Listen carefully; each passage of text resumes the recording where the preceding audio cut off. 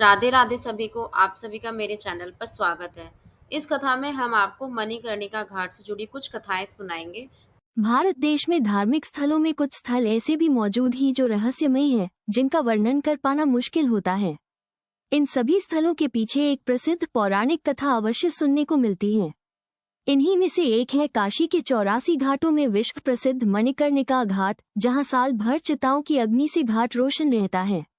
मणिकर्णिका घाट को मोक्ष स्थली या शिव स्थली के नाम से भी जाना जाता है। भगवान शिव का प्रिय स्थान काशी अपने आप में एक दिव्य है। कहते हैं मणिकर्णिका घाट में यदि किसी मनुष्य की चिता जलाई जाती है तो उसे मोक्ष प्राप्त होता है। मणिकर्णिका घाट में भगवान शिव मरने वालों के कान में तारक मंत्र बोलते हैं, जिसके बाद वे सीधा स्वर्ग के द्वार पर पहुंचते हैं।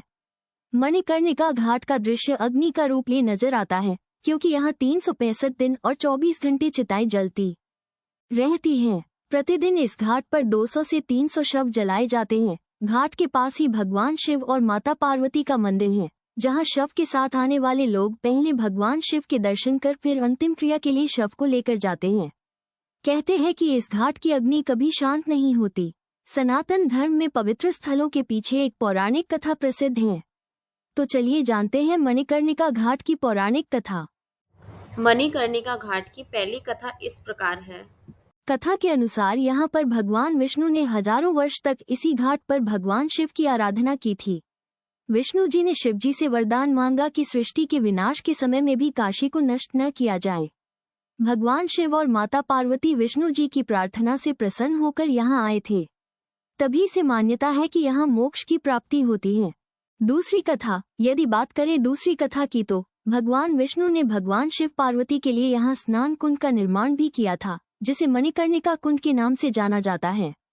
माता पार्वती जब कुंड में स्नान के लिए गई तो उनका कर्णफूल कुंड में गिर गया, जिसे महादेव ने ढूंढ कर निकाला।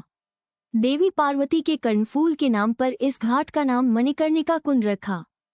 तीसरी प्रचलित कथा के अनुसार जब देवी सती ने अग्नि स्नान कर लिया था, तब भगवान शिव ने देवी सती के पार्थिव शरीर का दाह संस्कार इसी कुंड पर आकर किया था, जिसे महाश्मशान के नाम से जाना जाता है। मोक्ष की चाह रखने वाला इंसान जीवन के अंतिम पड़ाव में यहाँ आने की कामना करता है।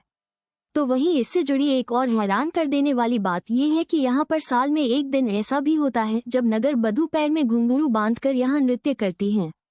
मौत के मातम के बीच वे नाचती गाती हैं और नाचते हुए वे ईश्वर से प्रार्थना करती हैं कि उनको अगले जन्म में ऐसा जीवन न मिले।